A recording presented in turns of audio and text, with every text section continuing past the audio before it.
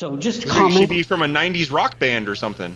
Yeah, I got Dave Grohl hair. Um, uh, this is just for Mila if she's still here.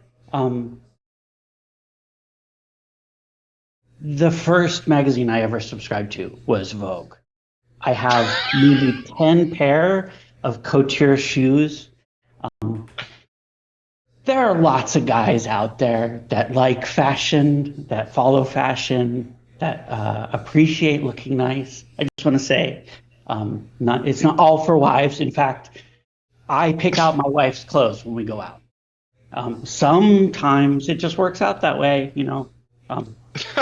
Anyway, yeah. I have the Wow, longest hair fashion in my. connoisseur! No, I I learn don't. something new every day, man. I have two boys and me, and all three of us, the boys, have longer hair than my wife. So the gender thing isn't always cut and dry. Anyway, so yeah, we're going to talk about themes today, and this is a pretty technical talk. So if you're really technical, follow along. Yeah, and if you're not so technical, just sit back and kind of let it flow over you, and appreciate some of the things that we're working on. All right, I have some slides, not many today. It's mostly we're going to stick straight to straight to the good stuff. All right, share my screen. Let's see. I did this wrong yesterday. I want my whole desktop, but I want the other one? No, I want this one. All right. You guys get that looks like it. Yeah. Nice. All right, I'm gonna put this out of the way over here. And then let's see. Dun, dun, dun, dun, dun, dun, dun. We're going to zip over to Keynote. All right, so today is all about code. And yeah, we're going to start out, we're going to go through just the basics. We're going to check out how themes work inside the app, which it's not rocket science. It's kind of like you think, probably. But yeah, if you're interested how Stacks does those things, then it might be interesting. And then we're going to dive inside the bundle of a stack. Then we're going to talk about what Stacks gives to theme designers to kind of make their job easier. So we're going to talk about inheritance and the base theme. So the base theme kind of gives you something to work with, but you don't have to take all of it, or you can take none of it. And anytime the base theme comes up with an update, you get those new updates automatically in your theme if you inherit the base theme stuff. But you can also take some out and do whatever you need to do on your own. Okay. Then we're going to actually go in and look at some code. So I'm going to jump into an example theme that I've been working on. This is a theme that Nick Cates, if you are friends of the older community, might recognize. Nick was a great theme designer, and he has a couple themes that were in a basic form in RapidWeaver. And then he had a whole load of pro themes sort of upgraded from the ones that come free. And then those pro themes Joe owns now. So Joe lent me one of his themes. I did a conversion on it, and we're going to take a look at that.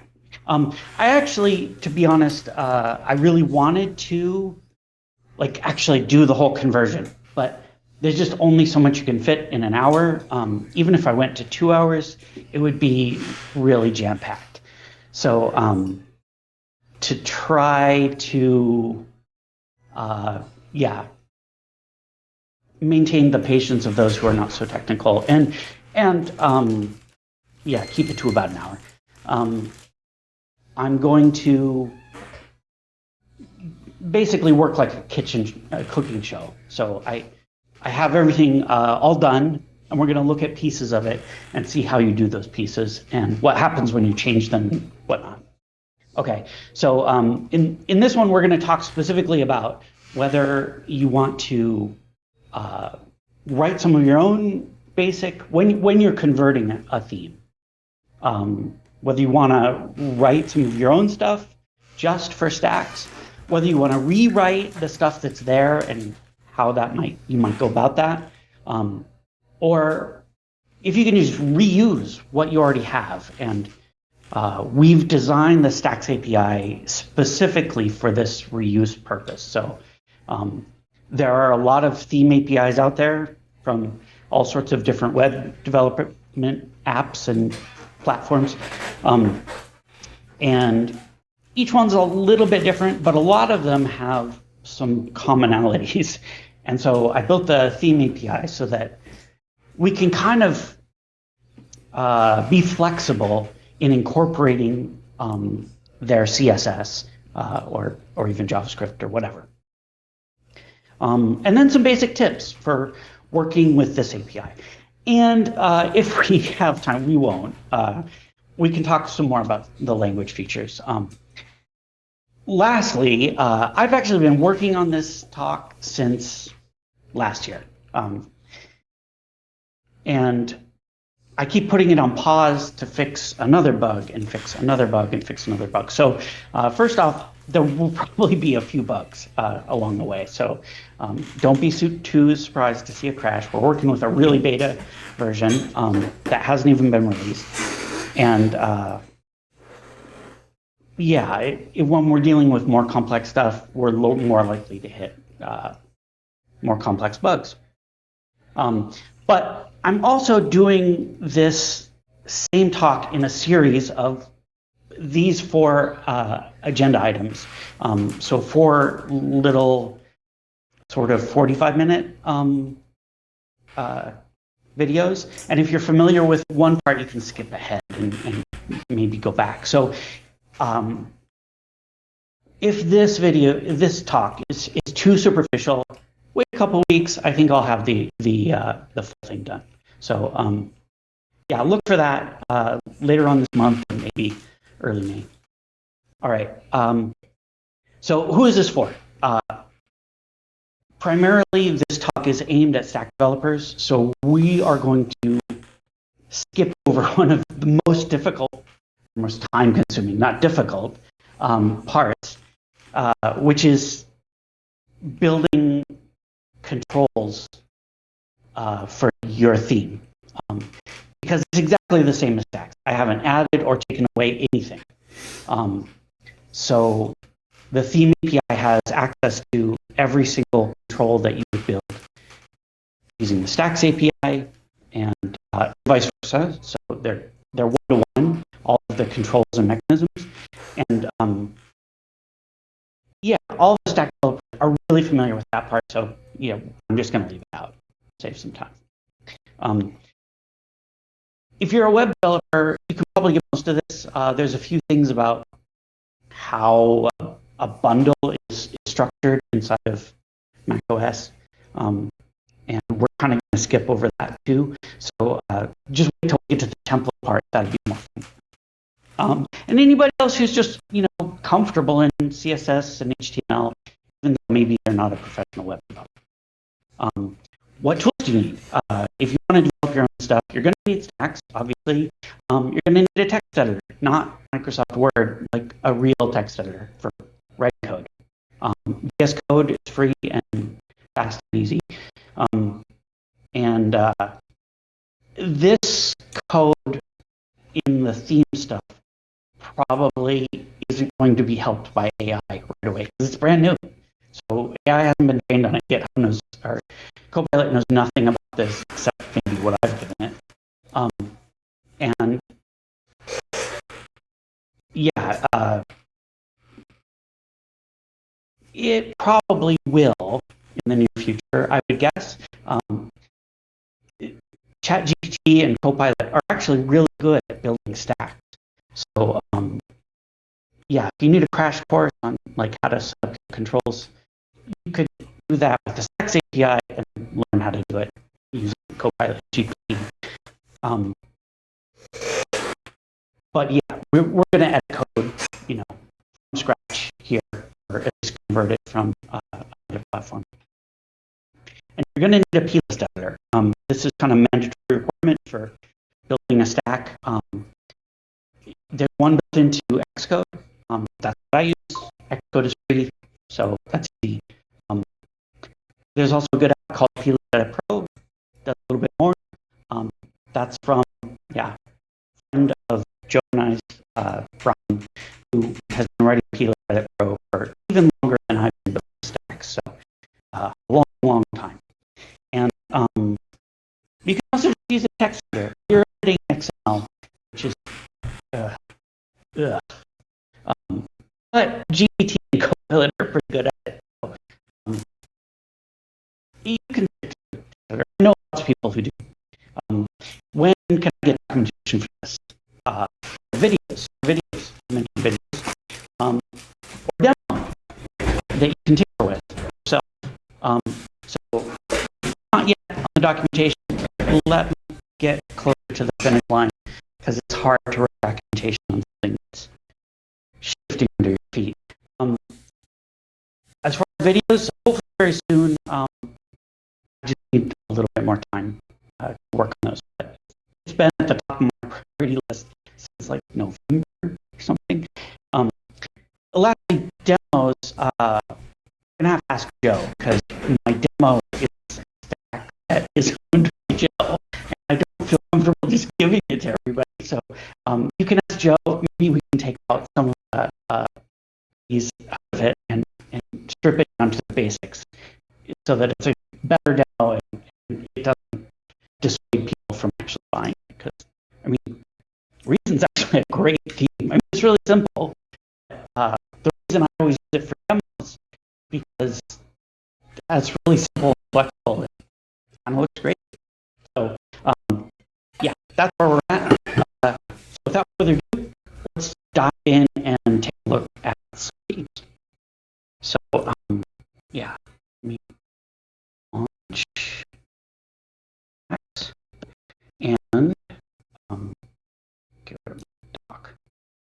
All right, so this is Stacks preview page. So the page is pretty simple. It's the same one that I had in the demo yesterday, obviously.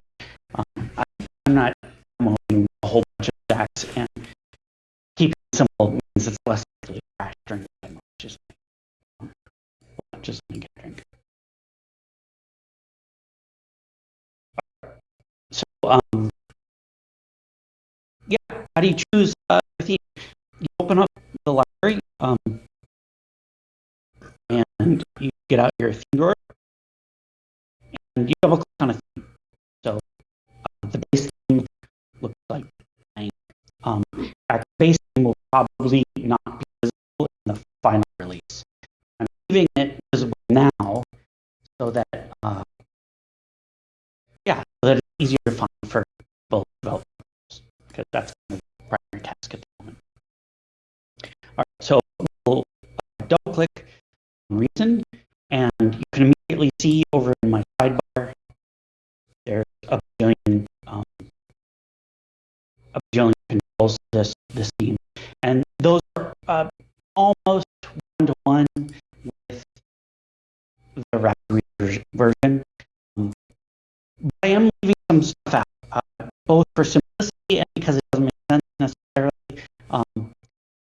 Stacks, the app works a little bit differently than RapidWeaver does. RapidWeaver has some kind of old school things of how it integrates like footer text and and a sidebar. So I kind of feel like I'm leaving sidebars um, for for people to do on their own stacks. Example here down below, there's a kind of footer, and I've added that. I don't want that. I've added that by building just a basic layout that adds some text to the bottom. No big deal. Yeah. So how do themes and layouts and stacks work all together? So this is kind of the first big change if you've been working in RapidWeaver or maybe some other apps. There are, yeah, we have a secondary way to add to your page called a layout, and that layout can be applied to many pages. It doesn't have to be applied to every page, and in that layout, you can override theme properties or choose an entirely different theme, or whatever you want. So I'm not going to talk about too much about layouts here too much. Know that some of those things that you might see in another theme RapidWeaver, we're doing it a little bit differently here. It's a different app. It's got different types of components. So some things are going to be a little different. That's one of them. Yeah. So otherwise, it's pretty much like you think. A theme can have lots of interesting properties. Apply. Wow, that. Oh, that's changing the background. I thought it was going to change that there. That's this one. Yeah, you can choose whatever you like, and you can override themes as I said before. So this page looks a little bit different because you're overriding the theme. We choose like an error and a different, if you have a different context. You set one theme for your whole site, side of the settings. So that's down here. Home page, primary theme, and primary layout. So whenever you create a new page, that's what you're going to get once you copy and paste. Yeah, that's about it. I mean, I think you guys kind of get the idea of how themes are supposed to work roughly. There are a few differences here, but they're pretty basic. You get the properties for the whole site theme with the theme tab here. And I'll probably be bouncing around a lot between those tabs, and I can use the command key. It's 1, 2, 3, 4, 5. Command 1, 2, 3, 4, and 5. So yeah, you can hide the guys like and so command 0 hides this one, command shift 0 hides library, and command option 0 hides the pages. So yeah, let's now dive in and check out what's inside of the theme. So I'm going to start by looking at the base theme before I even get to reason. Reasons obviously got more to the blank theme, but there, just to get a blank theme onto the page, there's some work, and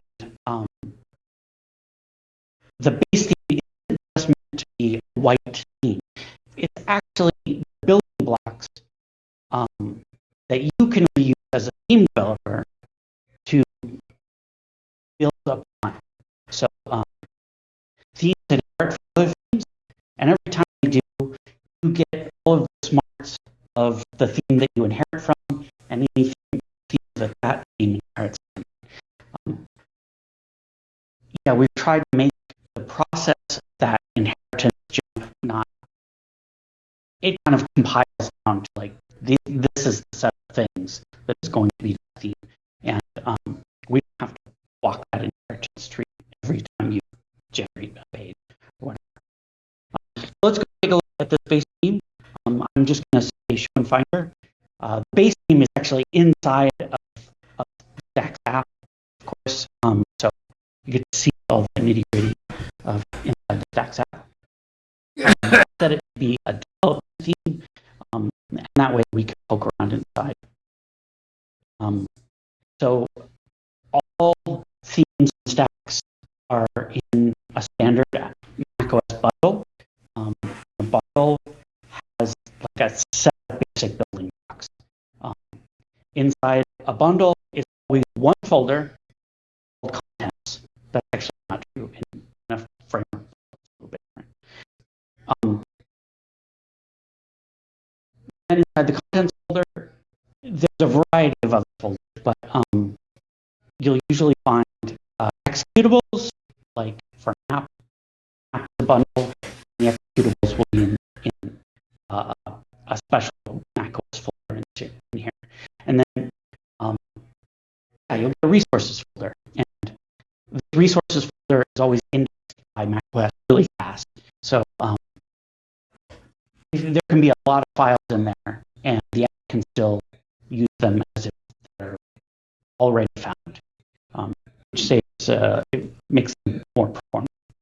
So yeah, what's inside of the resource? Well, everything else basically. But inside of a theme, well, you'll have any graphics that you need, like assets and static files. So if you have CSS that doesn't need to be a template, or SVGs, those are good. Anything that you need to build your theme goes in here. So the only exception to that rule is a library that stacks can provide. So a theme can ask for any of the same libraries that a stack can ask for, and that means you can request things like jQuery or Vue or I don't know what else. There's a whole bunch, but I can't think of them off the top of my head. Anyway, we can always add more libraries too. So yeah, let's look inside this templates folder, because this is kind of where the magic happens, and we really part ways with how a stack does it. So a stack, you kind of specify each time you want a specific asset. You say you want that asset and that file, or at least that folder. With templates, there's just like too many files to do that. It would be a real pain. So instead, I made another standardized folder called templates, and you put your templates in there. Stacks just does the rest. So whatever files are in there, Stacks is going to treat them as if they're templates. If they're not even text,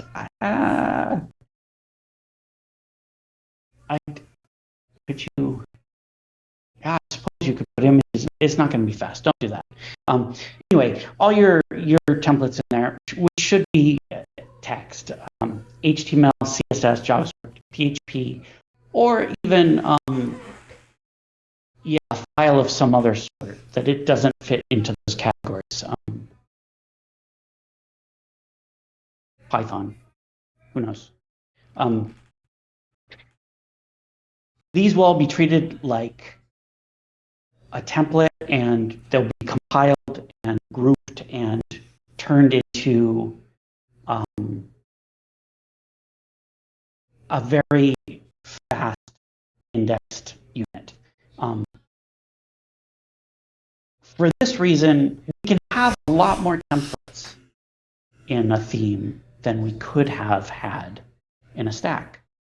So in a stack, I always said try to keep it, down to just a handful of themes.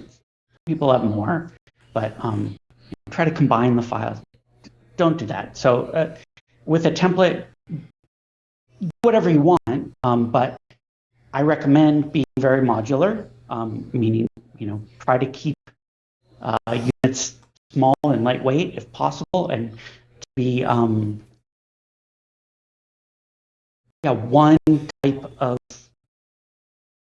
thing, and that way they're easy to replace or easy to inherit from. So we can have a whole bunch. They all get treated as templates. Some templates are more special than others. So there's a few basic magic templates. These will have to go on the top of the documentation, but I'm just going to say them here. They're not very difficult to remember. You have an index.html file, even if it's PHP.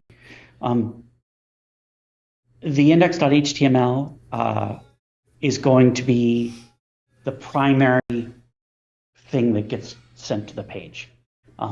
So whatever is in the index.html, that's what's going to get used. You can also call it html.html, and that's just for orthogonality, like trying to keep things the same, because there's also css.css and js.js and php.php. I don't think that one works. But for things that, especially on edit mode, we have index.html, css.css. Very useful. So the thing that is index.html is going to turn into the HTML, the primary stuff for that page. And css.css is going to be your primary CSS that gets sent to the page. It gets published into the themes folder as stacks.css. Anytime Stacks generates a CSS file, it will call it stacks.css, so you know. So that way, you never have to worry about colliding with an automatically generated file, as long as you don't name something. Well, you shouldn't name something index.html, obviously, if it's like an asset or something. But if you stay away from stacks.css, stacks.js, then you won't collide with those auto-generated files. All right, so what is inside of these templates? So there's a whole bunch here. Even though it's a blank theme, I know. I am going to, I'll grab the whole thing. We'll grab base, and I'm going to drop it onto VS Code. And I'm going to get rid of my document so I don't bump into it all the time. All right. Yeah, I'm going to go full screen on this so that it's not cluttering up things. So if we look inside the index.html, there's really not much. And that's because I'm trying to be very modular here. The idea is that each file in the base theme provides just a tiny bit of functionality that is very standard, that, pretty much every page that's going to be generated is going to need, with few exceptions. So, every page is going to need a doc type HTML and set a language, and have a head and a body, which we're including here as other templates. And then if you have PHP that needs the prefix or suffix outside of the HTML, those get injected there too. So every time you see something like content.prefix, content is the generated content from Stacks, and then the property here is prefix. And there's a lot of properties. There's, before the body, after the body, the content itself on the page. There's a lot more. So this is a good example, though, where even though it seems like something that every stack will need, every theme will need, if you wanted to build a stack specifically for non-English market, then you wouldn't want this English here. And it'd be easy enough to build some other, plist property that generated that. But I figured I'll just give them this. And if they need to override this, simple enough. They just override these 5 lines. And they put an index.html in their own theme. And your own themes templates will always be used prior to looking for them from an ancestor, from the thing that you're inheriting from. So if you override index.html, you can set your own language and ignore the prefix, ignore the suffix, do whatever you want. It doesn't even have to be HTML, So let's go look at these other 2 lines. There's include here is a basic command of the language, and include is just going to go grab that template. It's going to look for it first in your own templates folder, and then it's going to jump up to the parent of that template, and maybe even the parent or the grandparent or the grandparent. And it's going to look for the template called head. Well, we've named our templates with HTML extensions, and we've only requested head. And you can see here, head.html first defines an ID. And the reason that's there is that, you might not want to have the same ID as the file name. You might want to keep it simple. I don't know. The reason I did that was just to make indexing a little bit faster. We don't always have to go back to the files to look for things. We can just index everything by these IDs. And even if the file names change, the ID can still be stable, which is basically just like stack IDs, So the head includes the standard things that you might find in the head. There's that content again. So content, head above, a little bit of content that can go head above. These can be defined in the plist in the same way that you do in a stack. And you can specify specific content that goes in those things. Outside of that, we put the title in here for you. You notice there's no ID equals like the Stacks API. We tried to keep it a lot simpler. We don't need that complexity to build this language, since the language interpreter is much more flexible. For those in the know, this is a full context-free engine, and has a complete grammar, a lexer, and a parser, and sort of a compiler built in. I mean, I can't really build a compiler in. You're not supposed to compile things for native code, but it compiles it into a format that Stacks can use very quickly in memory. All right. Then we include some meta tags. Those are the built-in meta tags. Obviously, you might want to add your own. And we have the head CSS, and that's the basic CSS that Stacks needs to run, along with a few of the other basics. It includes the site CSS. Well, let's go look. There's no need for me to just talk about it. I'm trying to be very, since I don't have documentation yet, I'm trying to document inline when I can. So I had a large description about what this file is for, and I try to keep things really clear and add some comments. Obviously, if you want to override this template and delete all that stuff, that's fine. But know that in the final build version, some of those comments might migrate out of this file and into the documentation. So this file will be a little bit cleaner, and yeah, you don't have to worry about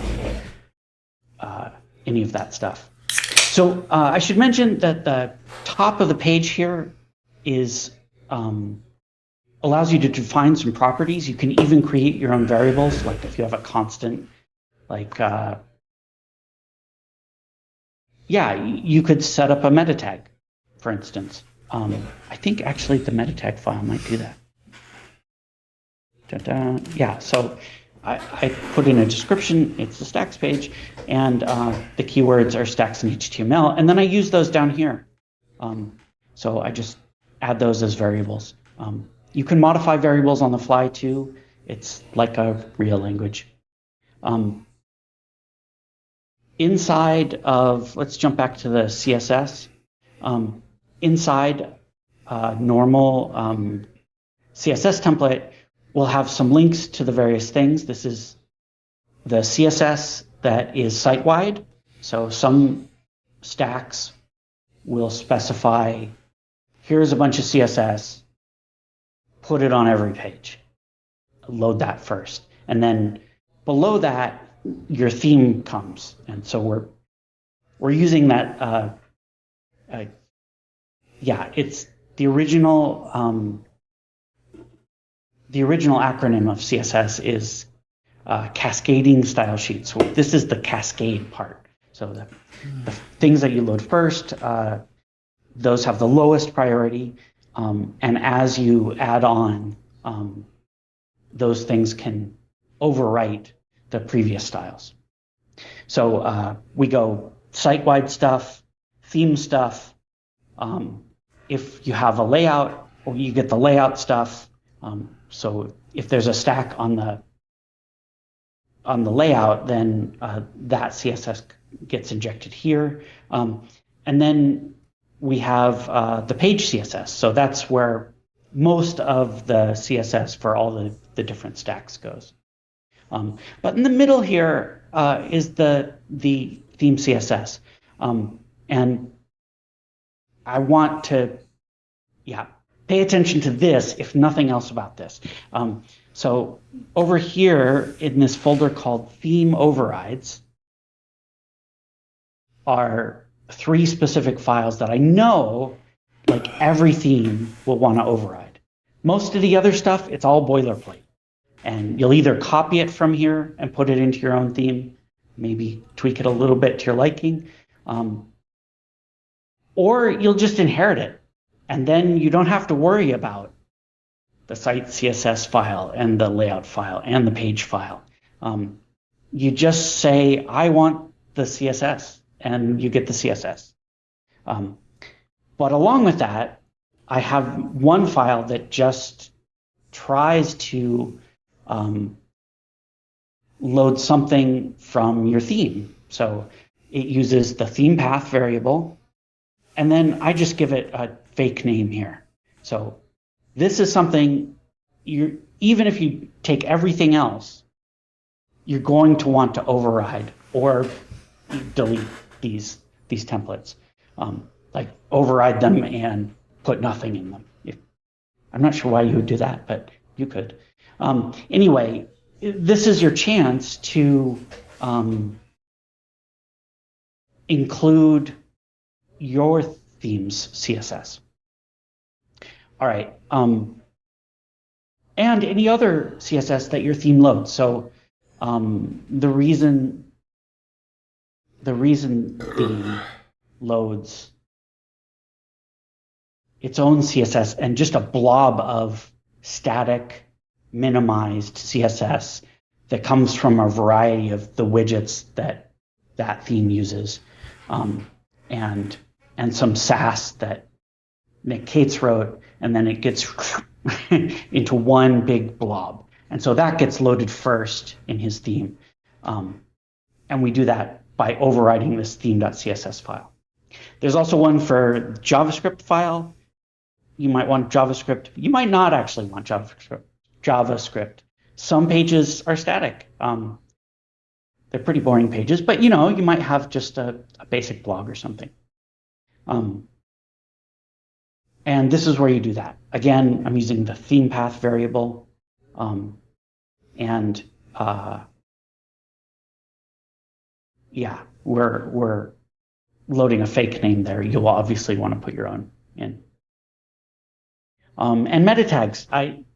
Most people want to put a theme meta tag in. That's all.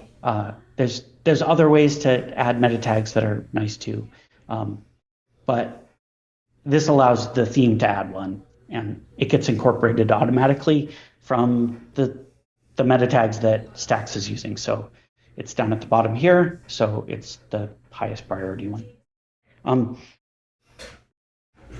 Yeah.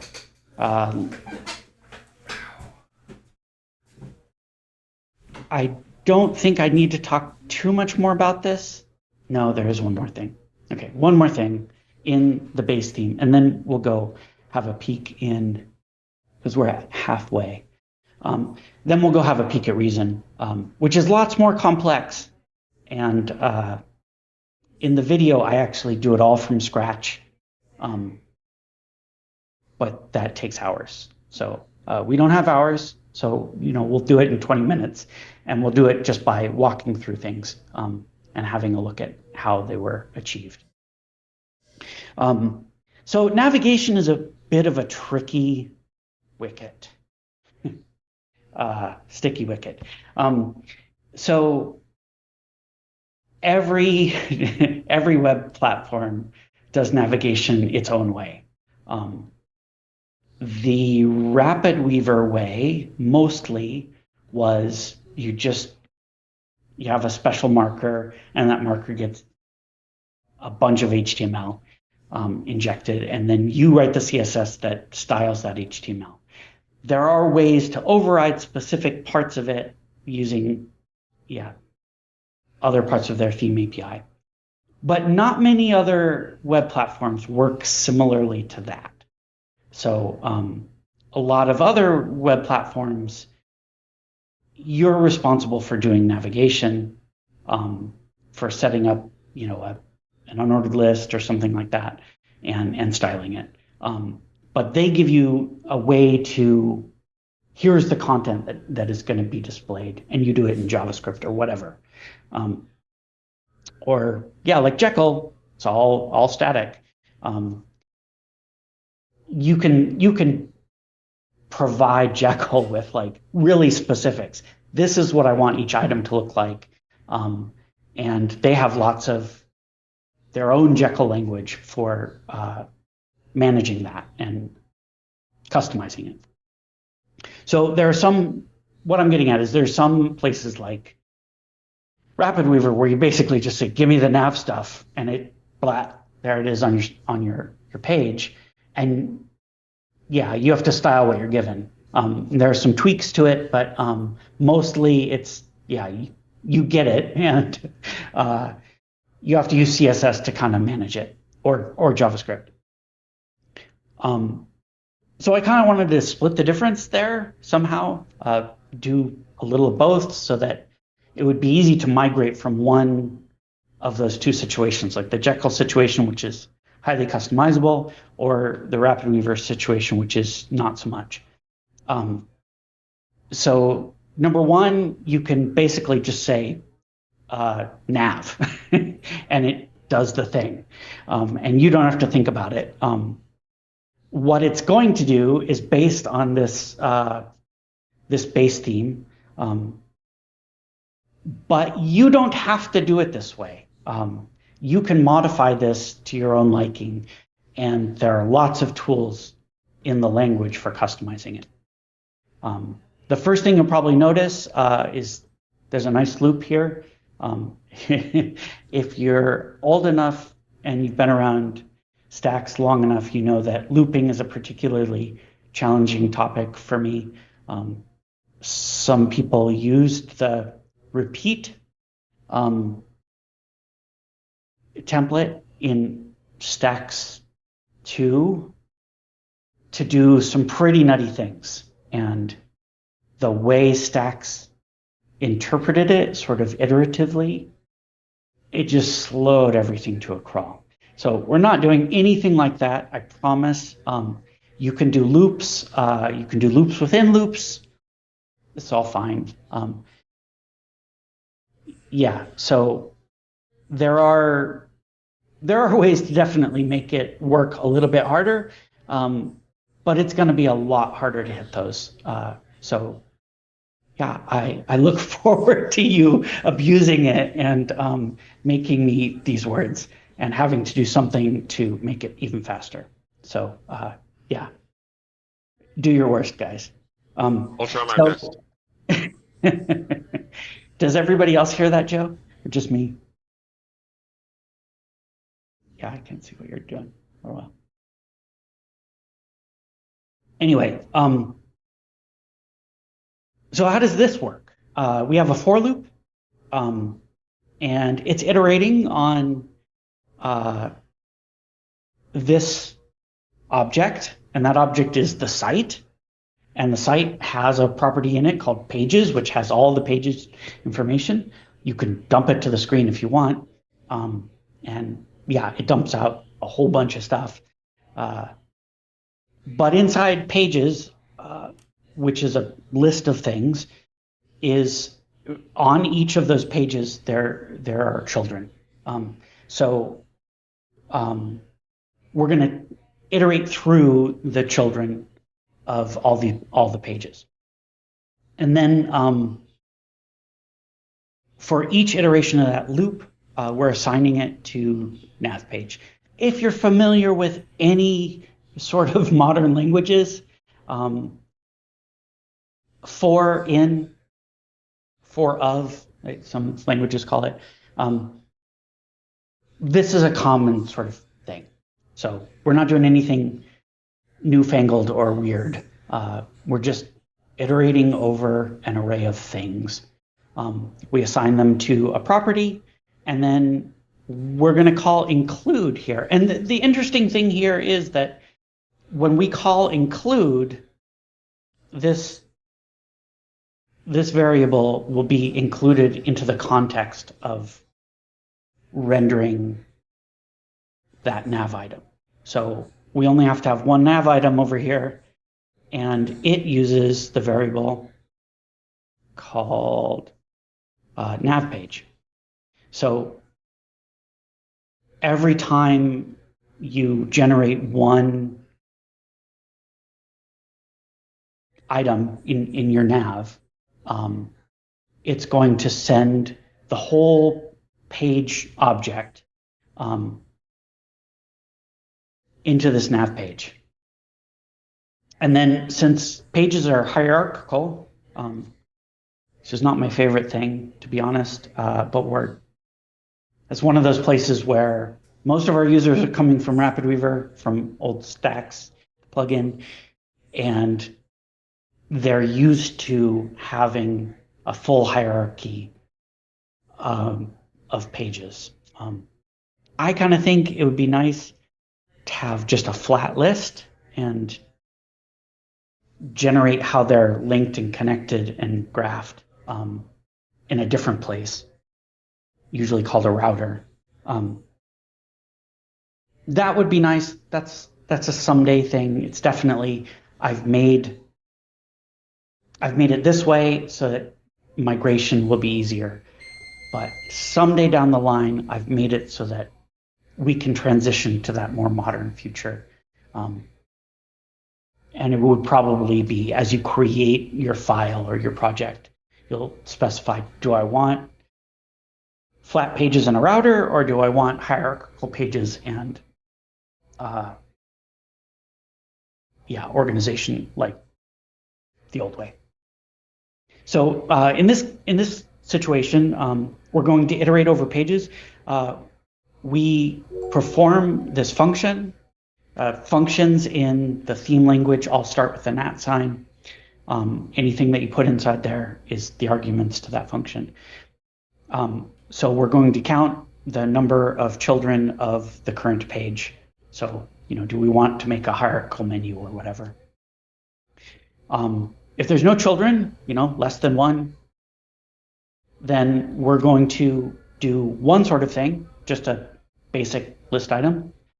And if there are more children, we're going to make a nav item with some other properties like drop down. And then we're going to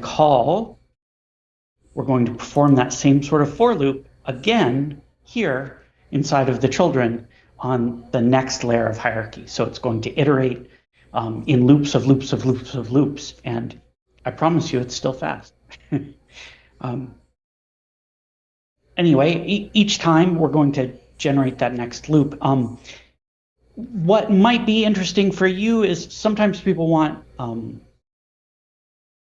their top level pages listed only, and sub pages are kind of hidden from the navigation. Or sometimes you want the top and just the first layer. If that's the case, then you could delete this second for loop in your own override of this nav item. And I think probably the most common use case will be to inherit pretty much everything else, override the things that are in the theme overrides folder, and probably override the nav item, because that's probably where most people are going to do their customization. So I've tried to create a fairly complex nav item just to give people a demonstration of what we can do. But feel free to simplify it, make it more complex if you want. Or do anything. It's really up to you. Or if this is good enough and you just want to style it with CSS, which a lot of themes did in RapidWeaver, then you just inherit the base theme and you get this for free. It's really that easy. All right, so I only have 18 minutes left, and we haven't even begun to look at reason yet. So this is the problem with trying to do code on the fly, is this stuff takes time. So we'll do what we can. If you guys want to stick around for another half an hour or so, I can keep going.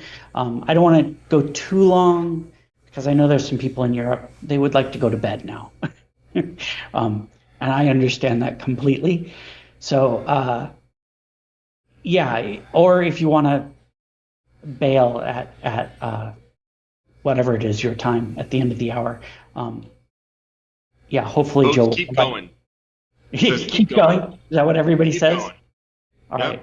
If they fall asleep, we always got the replay. Okay.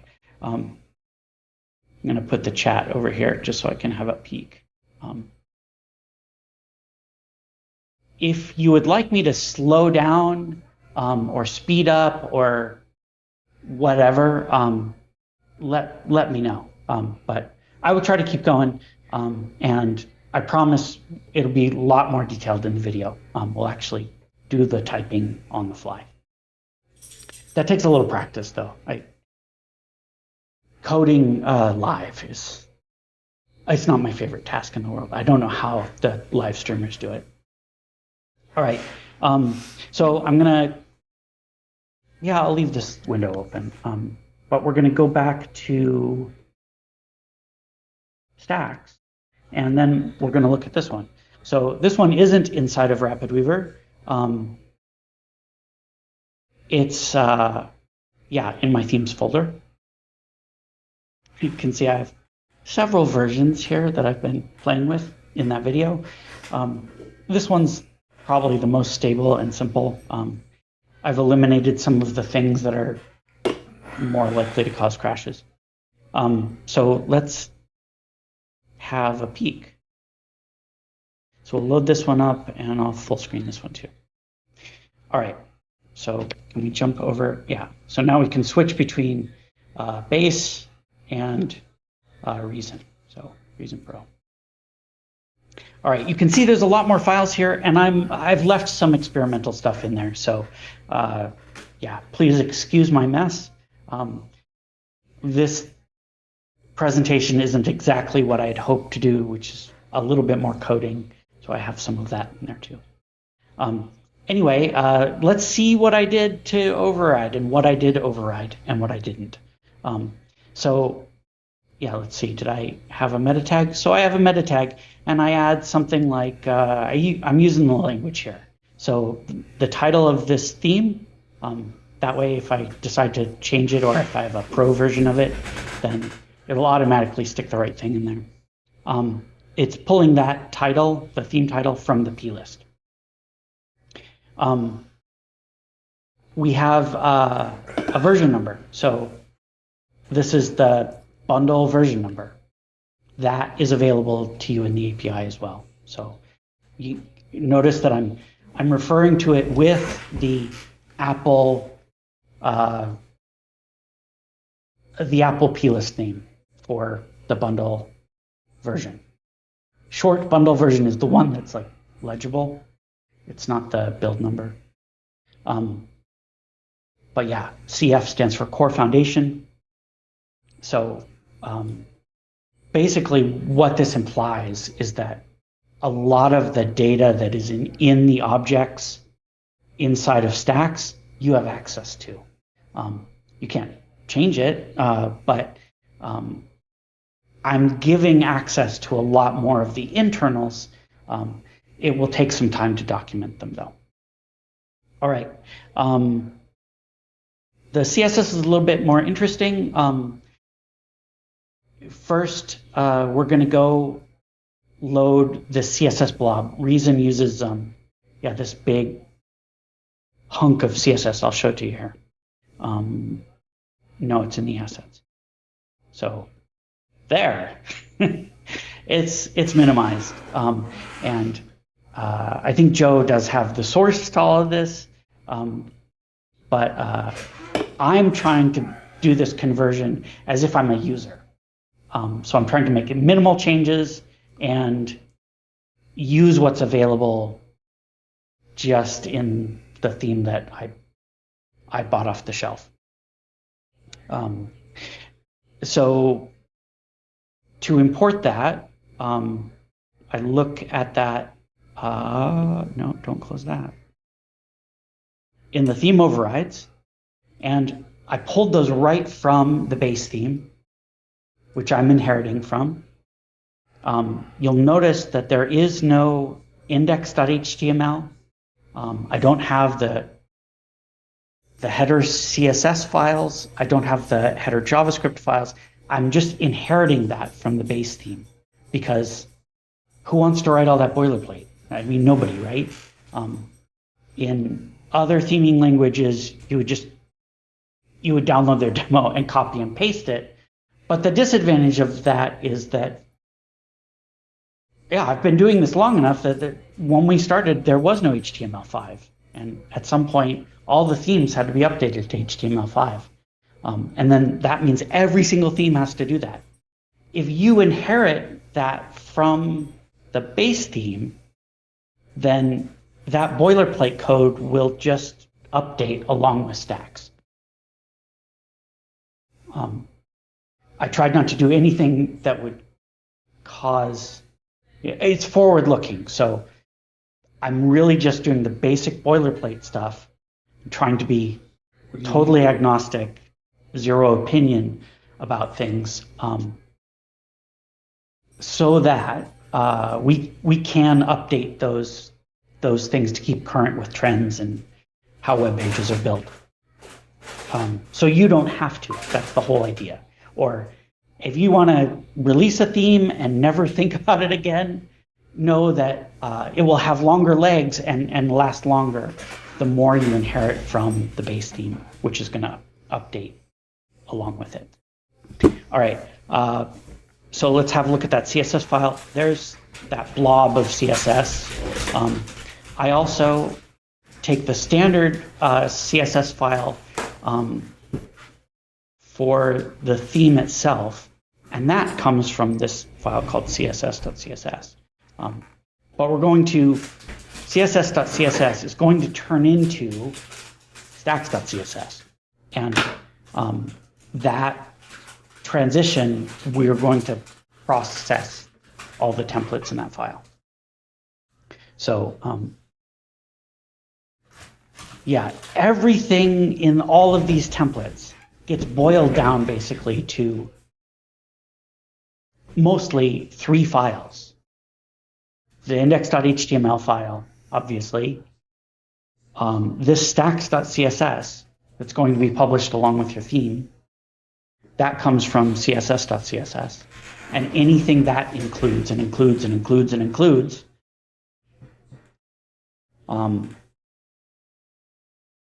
and the same for JavaScript. So the idea there is that there's 3 sort of top level starting places, and then all of the rest of this gets compiled into it and outputted as, those 3 files. Yeah, so this last one, yeah, he's loading Bootstrap from a CDN. I decided not to change it. We could totally do that through a library or an asset or however else you want to. It's not really kosher anymore to use content delivery networks because, yeah, you're providing Google, or in this case, Bootstrap, with analytics about whoever's using this theme, and that's illegal in a lot of countries now. So I didn't update it here because, again, I'm trying not to change what I don't have to. And then what else do we do? We do something similar with JavaScript. He's bringing in jQuery. Again, I'm just trying to change as little as possible. The right way to do this would be to request jQuery as a library from stacks, because that way we don't want to have every stack on the page and the theme all loading a different version of jQuery. It's much better if Stacks manages that, and we have a brand new API for it so that you can update to jQuery 3 rather seamlessly and still support stacks that need jQuery 2. But by doing it yourself, you're kind of ensuring that there's going to be multiple loads of jQuery on the page, and that leads to compatibility problems and just makes the load longer because jQuery is not a small library anymore. All right, and then this theme from Nick came with its own blob of minimized JavaScript. I have no idea what it does. I guess it at least does, like, you can click on the menu hamburger icon in mobile when it's in mobile mode, and it drops down the menu, which is pretty. So I'm sure that's in here somewhere, but I also see like QuickTime plugin. So I guess that's for doing videos. There's a lot of stuff in this theme that I haven't like dug through it entirely. I'm trying basically just to use it as is, and trying to get it into the Stacks app with as few steps as possible. All right. Let's have one last look. Yeah, so 7 minutes plus maybe 15 or 20. Let's have a look at, we could go 2 ways here.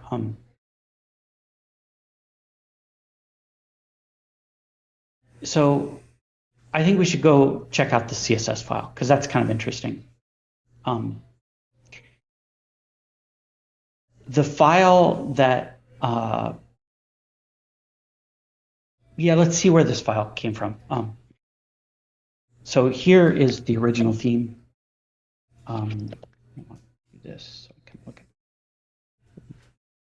And then I will, come on, show package contents. So this is also a theme bundle, similar to the way Stacks works. And in the RapidWeaver API, they have this file called color tags. This is very historical. This is from way long ago. like RapidWeaver 4, I think. And in those days, the only setting that you could override of a theme was the colors. Everything else you had to do, like edit your own CSS. And so the file is traditionally called color tags. There you go. But it contains lots more smarts. Every time they have a little property that can be set, which they do in the info key list. I won't go delving in there because it's pretty complex. Then each of those properties gets templated here. And they use a template of %. And yeah, it's like % to start it, % to end it. They have the same on both sides. And then there are some other things that they can do. Do they come in here? I don't think so. So there's this way of customizing CSS. And then even before they did this, whenever you set up a property, you could make that either a checkbox or a pop-up menu. And if you checked it or popped it up and chose something, that would load a different little CSS file. So there was this time, I don't know, Stacks 5-ish, RapidWeaver 5-ish, and when you generated your page, if the theme had 50 options, it was going to load 50 CSS files individually, separately. And anybody who knows the history of the web knows that that was really slow in those days. That was like, there was no threading or anything to loading web pages. So they all loaded one after the other, and each one waited for the next. It took forever. And then finally, they had a way of consolidating, and that's its own nightmare. But yeah, we have these two ways of customizing: this color tags file and by loading individual files. So those individual files are here in their assets folder. So you can see there's a lot of options, and each one is this tiny little CSS file. So we can check these out. A lot of them are just one line. So it's doing a whole separate CSS load for one line of CSS, which is terrible. Now it's not like that. They fixed it long years ago. But this format internal to their themes still remains. That there's all these bajillion CSS files, and the only way to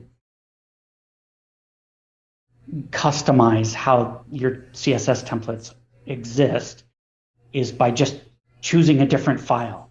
So there's no templating at all in these files. These files are all just flat CSS. There's nothing magic at all. They're just plain CSS files. But for as quirky as that is, that means that we can just load them. So where is my code? This is the base theme. This is our theme. So what I did to incorporate this stuff was I brought over that CSS and I put it in my templates folder.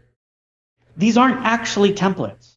And if you did this inside the Stacks API, it would slow to a crawl because that's like a bajillion little files. And they, for no reason, because they're not even being template processed. They're just flat files full of flat static CSS. But the Stacks theming API doesn't care. It will load those into memory and create a flat unit and actually incorporate it up the chain so that whatever file happens to include these, they'll just be incorporated with that in object in memory. So feel free to put in lots of static files inside the templates folder. There's almost no reason to have like a separate assets folder anymore. But again, I'm trying to keep things as the same as possible, and provide as much flexibility so that you can import things from a Bootstrap theme or a Jekyll theme or wherever you're coming from.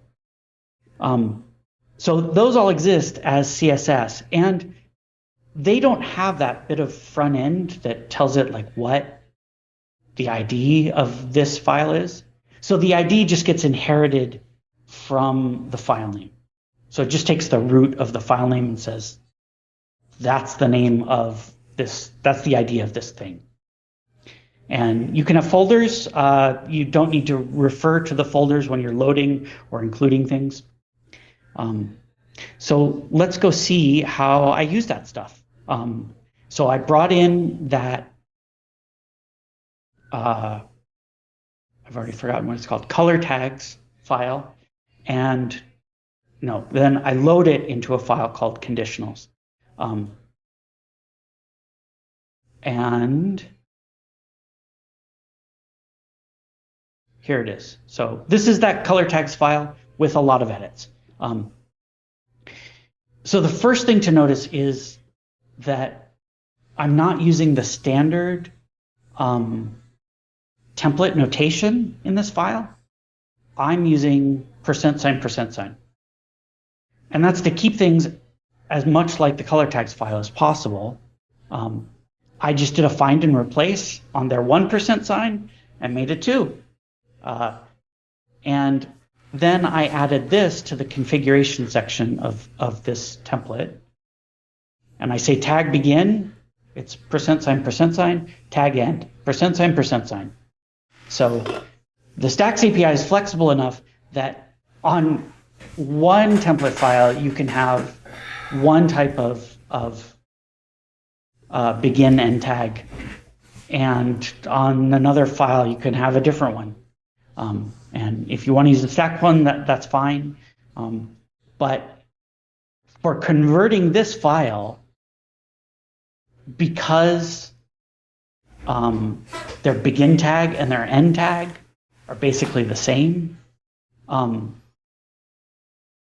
it's really hard to like do a global find and replace that will find just the begin tags or just the end tags.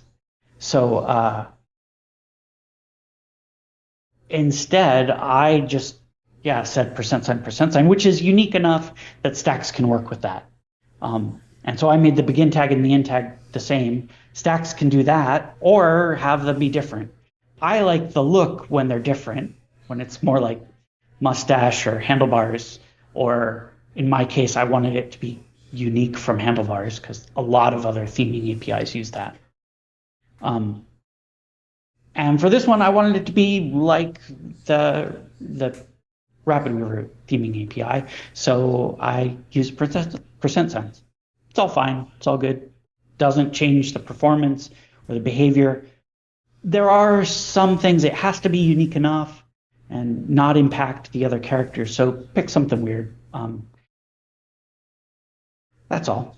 And then, so in the color tags file of RapidWeaver, let's go. Is it this one? It's color tags. So we can open this one up a little bit bigger so you guys don't have to squint so much. So in the color tags file, it starts off right here with site background. And in the CSS file, I'm jumping right into this other sort of, I added this blob. So this blob isn't reusing, it's adding. And the reason here is because Stacks has more complex data. You can have arrays in Stacks. So when you have 4 colors in a line in your settings, so like, no, is this it? Here. So if we go look at the properties of this guy, some of these items have multiple colors in the same line. You'll get those colors back in a single object. It's an array, and you index the array 0, 1, 2. And the same applies to, oh boy, yeah, there's really nothing else here that is showing that off. But if you're a Stacks developer, you know, you get arrays, and it just, I don't know, if the colors are in the same line, you kind of assume that they're associated with each other. So you give it one variable name just so there's fewer things to deal with. RapidWeaver doesn't have that sort of thing. So when I want to reuse their code as much as possible, instead of not using those arrays, or putting an array specifically here, I just create some temporary variables for myself that makes it a little bit easier. It's just, nicer to type. Or I can apply a specific setting to just overwrite that if I don't want to bring that over from RapidWeaver. So for like colors and things, current background, content background. So here are all the, I highlighted too many things. So content background, content text, content heading. These are all in specific lines. I dereference the array, just like Stacks API pretty much. It's the standard way that you do in assignment in any modern language. So variable name, you don't have to say variable or anything. It just creates a variable on the fly. And then, I assign it a value. You'll get the default value in those values, just like the Stacks API. The properties and controls work the same under the hood as the Stacks API. We just have a new syntax that's a little bit more flexible. All right, so then down below, I mostly just leave it as is. I change some variable names slightly. And when it gets to some other things, I made a few changes. So I'll give you one example that's easy to see. If we go back to Stacks, the RapidWeaver API for themes does not have sliders.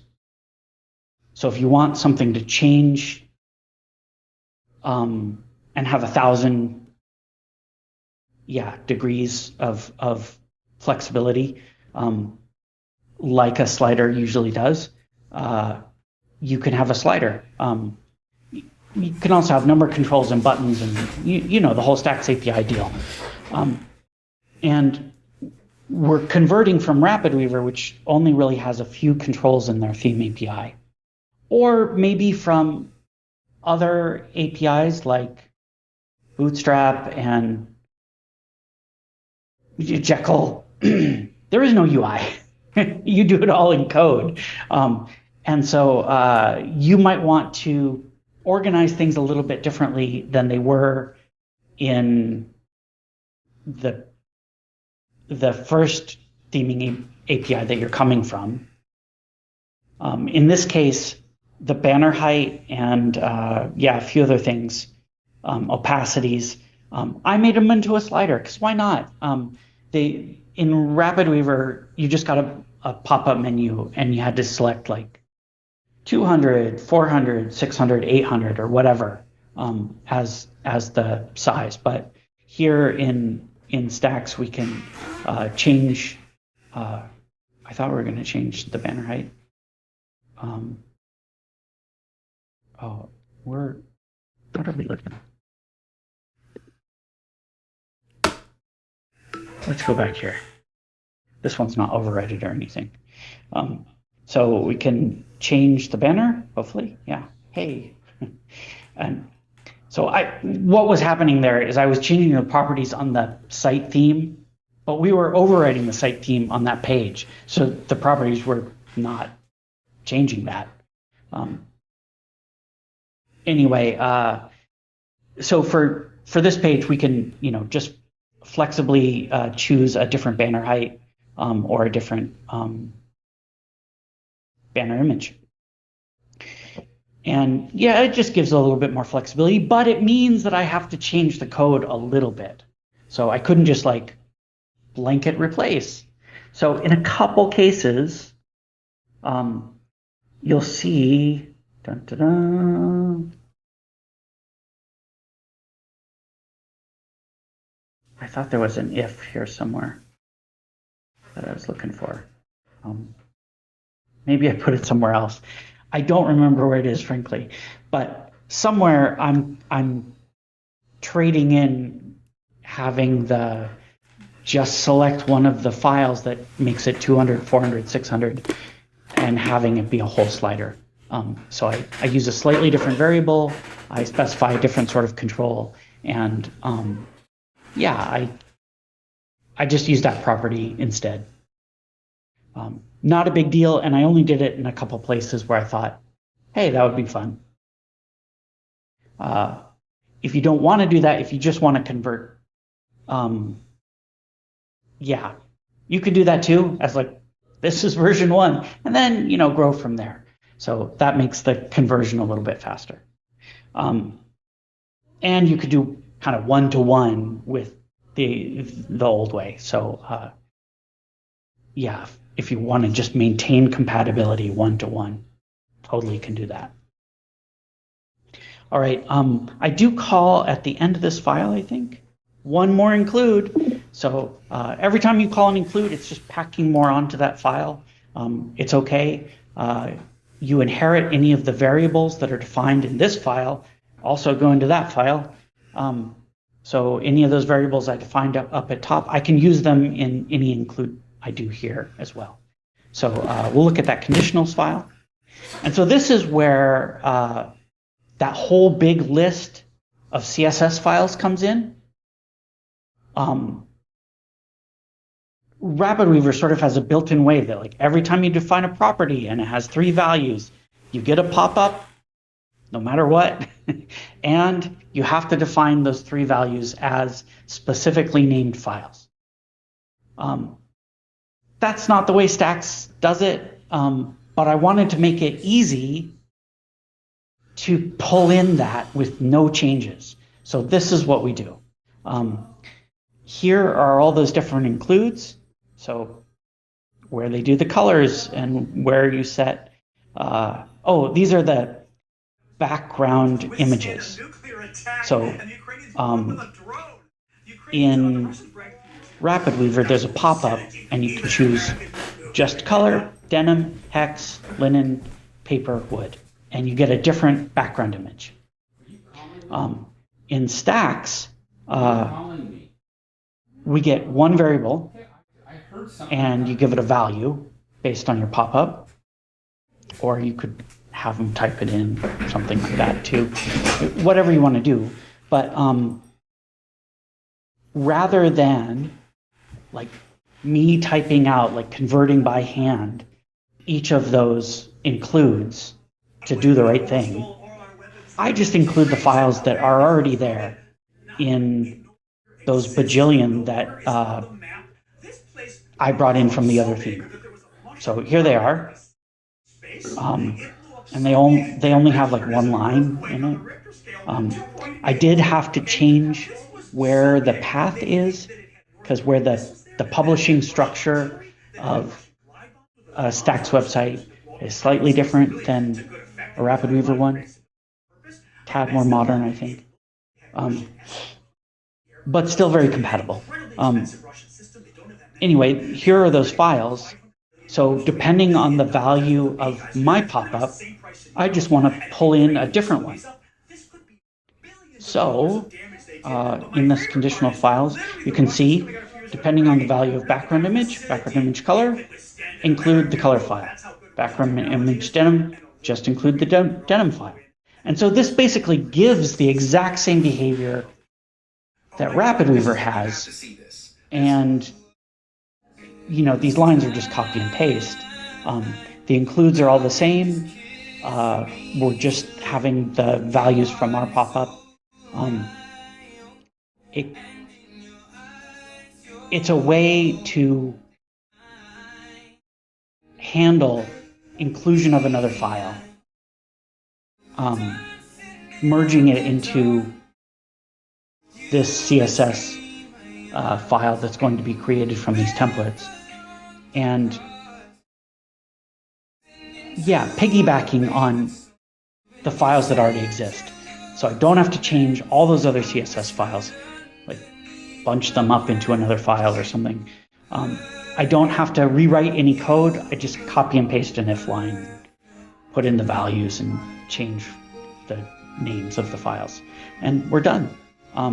So I did that for all of the include things. Some of the things are a little bit different. I just wanted to provide a few more examples. So the opacity, again, there's another opacity, what's it called? Header op2. I guess that's for opacity. So each of these, it has a little bit more code in here, and I didn't want to touch it. Depending on where a blur is being set or hidden in some of these. Some of them have a simple ping image that they're stretching to create a gradient or something. And that's in this kind of CSS that SAS can do this kind of stuff for you. And you don't actually have to create these. But this is a weird sort of thing that people used to do before SVGs got popular. SVGs are better, more flexible. But this is a way to include a simple little image like you want to use on for here, it's just stretching it to make a gradient. But people do that for adding little bullet points or emojis or things like that. Anyway, there's all these files here. I didn't want to create a different one, but I did want to provide a slider to the user. So instead of, I'm lost here. I want conditionals? Yeah.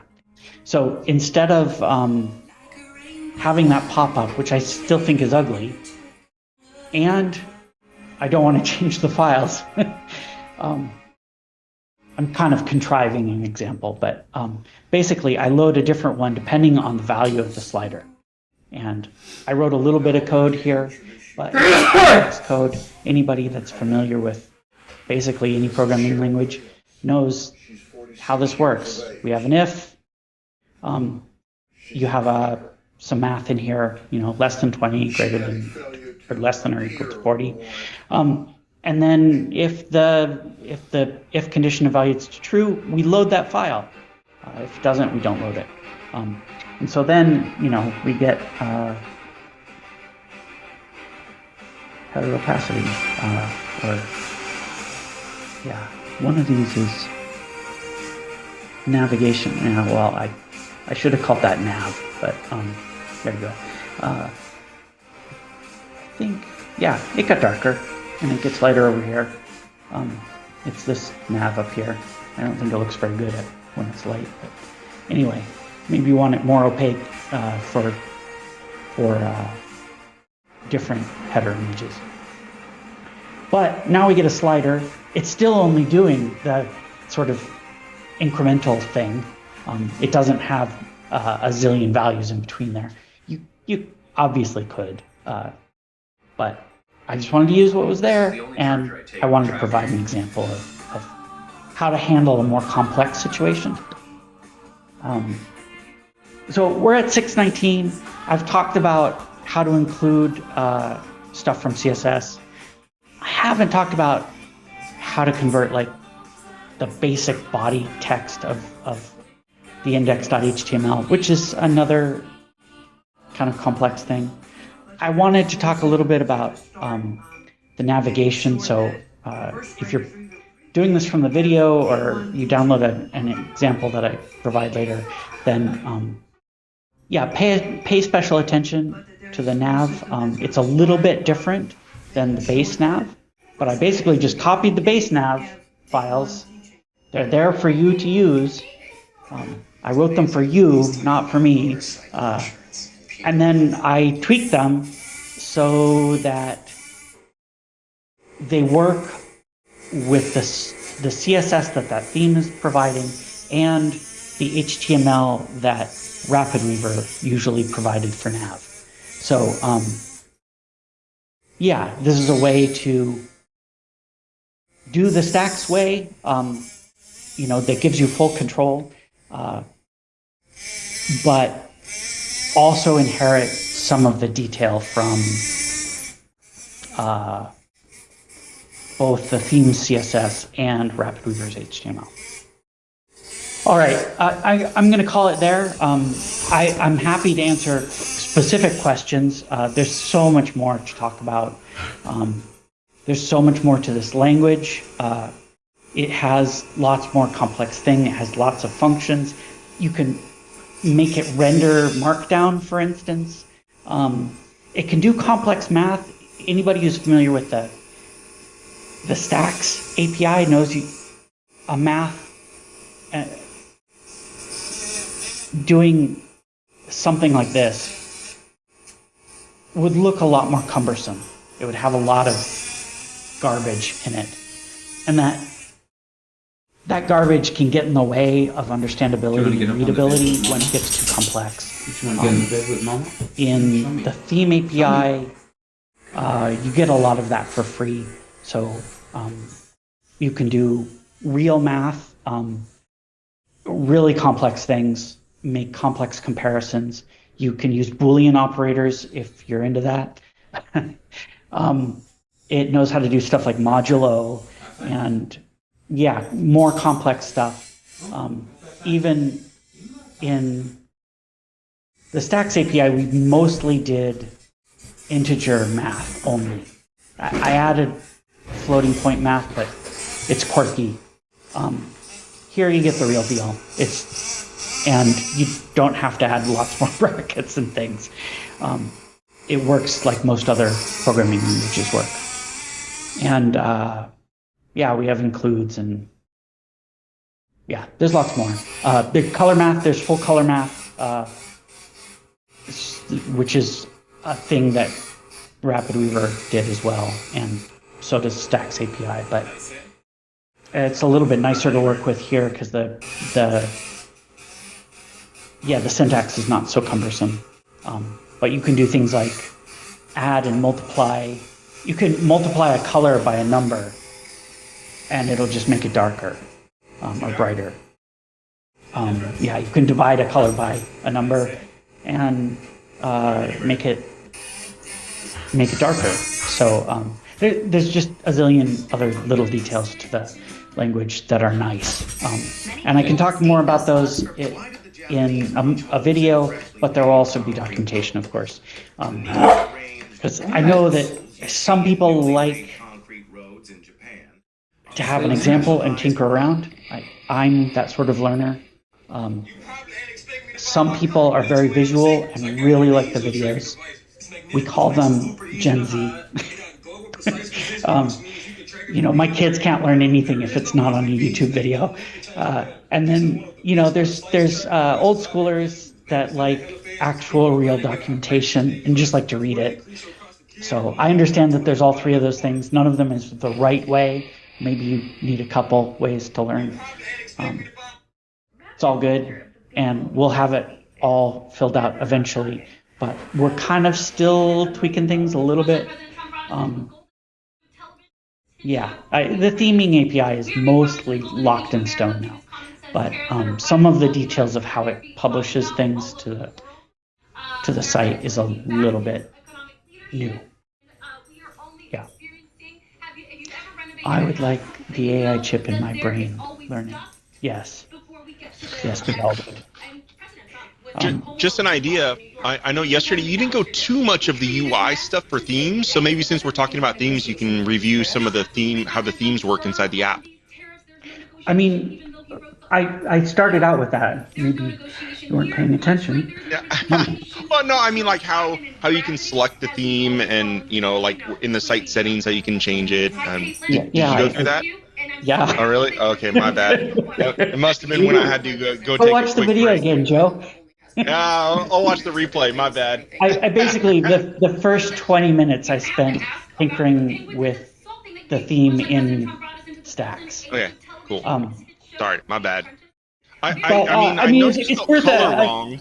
You spelled color wrong throughout the whole theme, though. What the hell? I didn't change any of the spelling. That is somebody else. I, however, totally agree with that spelling. My devices all use that spelling. I don't know how to use colors. Yeah. Some of us were raised by British people, so. For those who don't know, my family comes from Nanaimo, which is on the very, very western edge of British Columbia in Canada. And I still have trouble using American words for so many things, and but fortunately, I never had my grandmother sounds English as opposed to, she doesn't say about or anything like that. She doesn't say a, but all her relatives do. So he has a brother and his whole family lives up there, and we used to go up there all the time and visit. What do you want? And they have that accent. Fortunately, I never inherited that one. I have a car, and the car has we get wings and a boot and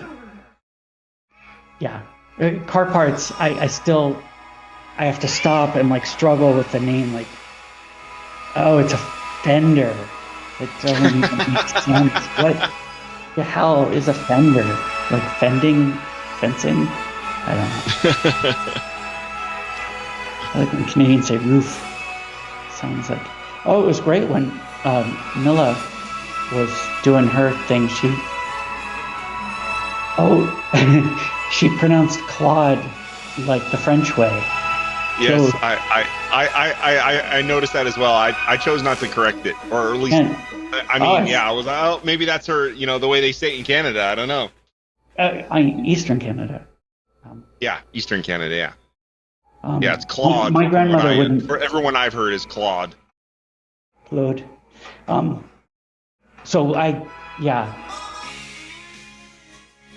very much like a British Canadian, but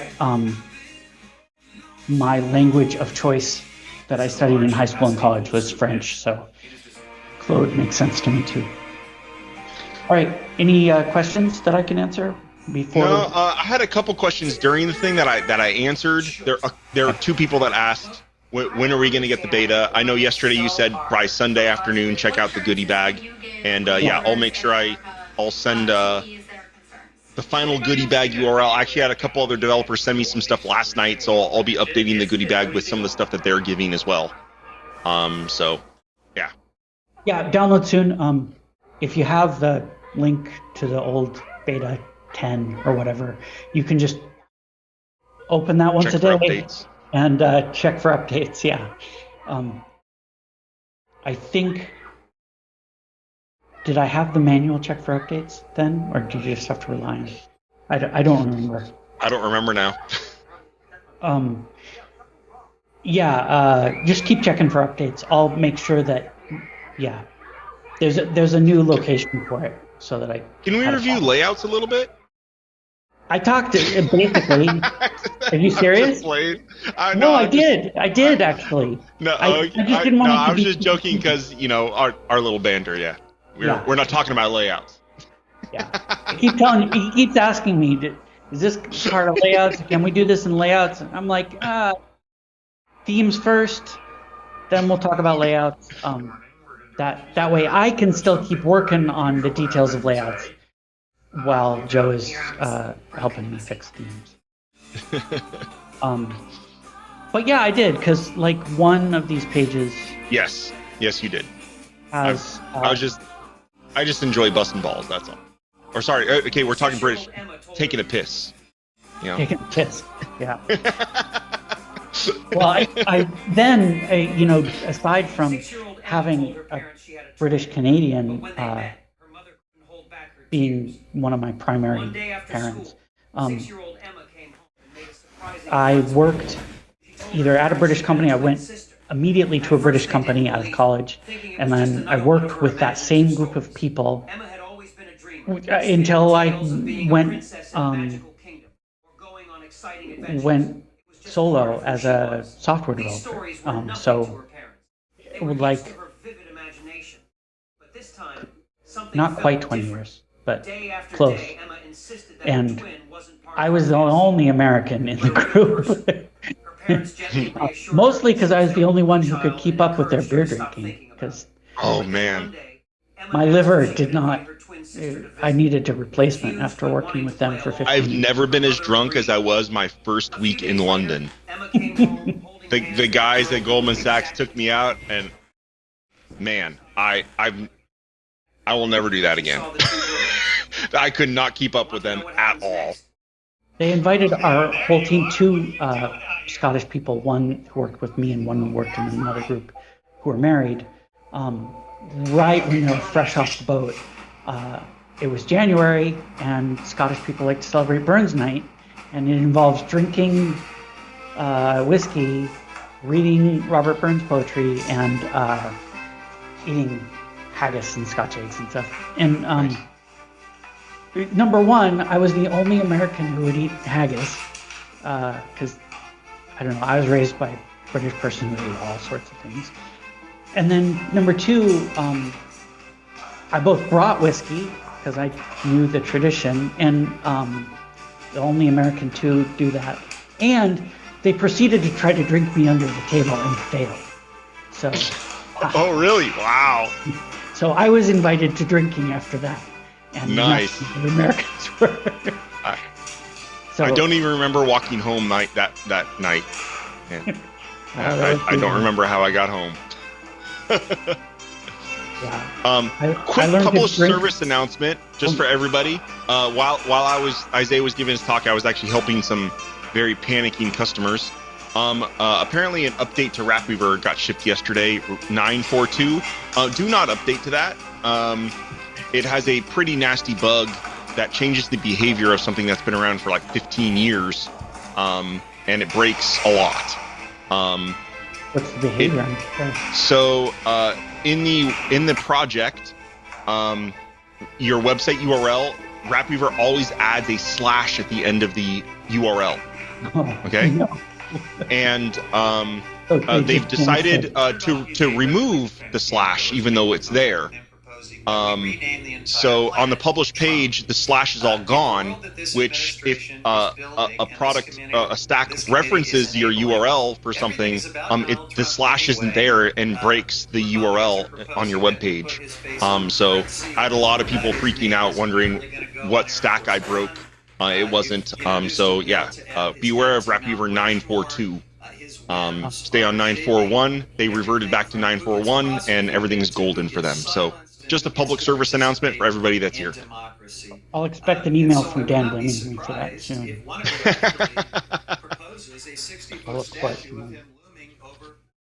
All right. Can I also encrypt? Wait. Yeah, sure. And a note about encryption. Don't spend too much time on the current encryption. It probably won't make the first cut because I'm trying to keep it. Yeah, just do the things that I have to get out the door. And the old encryption, even though it has issues, like some other people can decrypt it, that I'd rather not. Yeah, I will be adding a new encryption engine. and I'll use the built-in Apple libraries instead. So we won't rely on Open necessarily either. So that means, yeah, better threading and more modern encryption standards, so we can have stronger encryption and probably work better on the M1 chip too. Nice. Sweet. Before I forget. What's that? Oh, sorry. Go ahead. The big deal is just so that we can start over again, clean slate, so you can build things that other people can't decrypt. Because the problem with building a plugin is that the app can see all of my code inside. I mean, it's all compiled, but something like an encryption engine, they can just call that function themselves and decrypt things that are mine, which is a drag, but that's enough of that. Yep. Change the subject really quick. So Foundation 6 theme, once you have the new beta that Isaiah is going to ship soon, in the goodie bag, I have a beta version of the Foundation 6 theme, which has site styles integrated into the theme. So you don't need to, use that. So that'll be all really cool. So just let you know that's already done and built, and the download URL to that theme is in the goodie bag.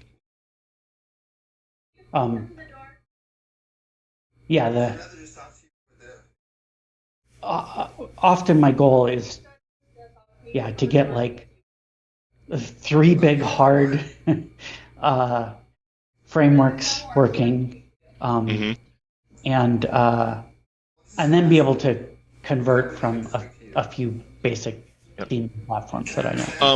While we're talking about the 3 big frameworks, obviously we don't have Foundry, and I know there's some Foundry users that are worried. How am I going to use that? I have tested the base theme alone. It currently works in Foundry with the Foundry stacks, because the stacks do a majority of the work in terms of building the CSS. The current Foundry theme for RapidWeaver was extremely bare bones. There was one feature that relied on one div that was added to the theme. That is a super simple one-liner in an HTML stack. If you need that particular feature, I forget exactly what that feature was. It was in one stack, needed this div to be in the body with a specific ID. So super easy to augment that. But 99.9% of Foundry will work just fine with the base theme. So definitely part of my testing strategy is always, to try to get one-to-one compatibility with every released stack. We don't hit it perfectly every time. Sometimes some really old janky stuff that hasn't been updated in 10 years.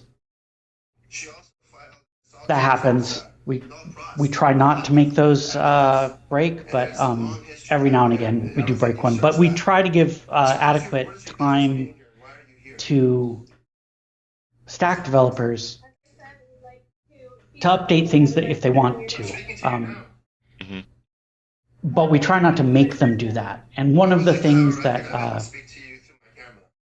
I do specifically for Foundation and Foundry is try to make those work almost out of the box. So oftentimes there's tweaks, but I give people some time. If we look more closely at, and Joe maybe can help me with this, with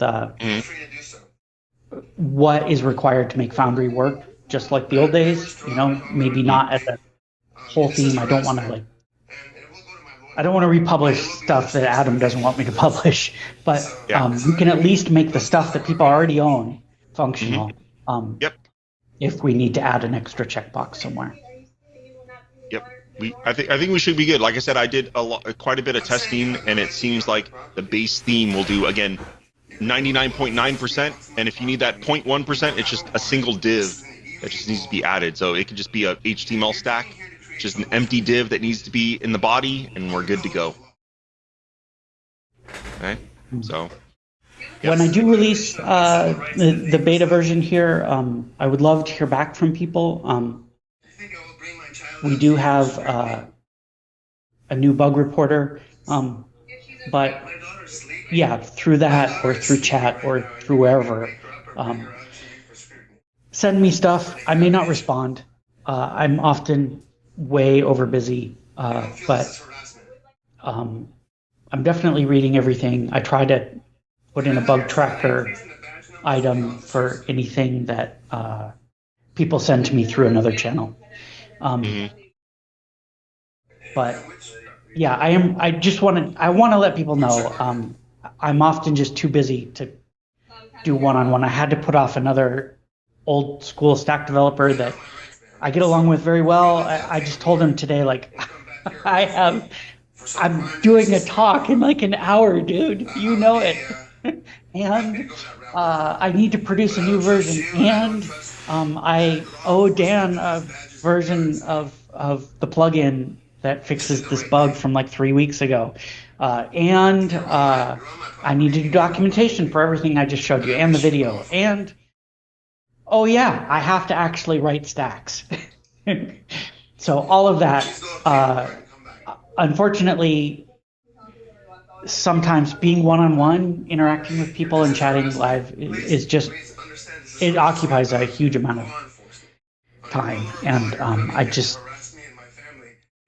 I try to let people know, hey, I try a couple times a day to interact with people who are sending me direct messages. But other than that, I'm probably going to be just, yeah. Talk to Joe. He likes to talk. Yeah, like I volunteered yesterday. You know, just go ahead and bother me. I'd rather you bother me. Let him focus on getting shit done. So we can have that, and I'm happy to field any questions. Yeah. Sweet. Well, dude. I was looking at Stacks Pro Beta sounds okay. Cool. Expanding themes. Thanks, Isaiah. Stacks Pro Beta sounds amazing. Can I also encrypt stacks? Yes. Okay. Yep. Yeah, you answered. All right, good. Sweet. Cool, dude. Thank you very much. Thanks for sticking around for like 2 hours for me, guys. I appreciate it. Whoever is still here. We still got 28 people around. Man. All right. Yep. Well, thanks to everybody. I really appreciate it. Thanks for listening. Sweet. Thank you, Isaiah. Take care, bud. Bye. Bye.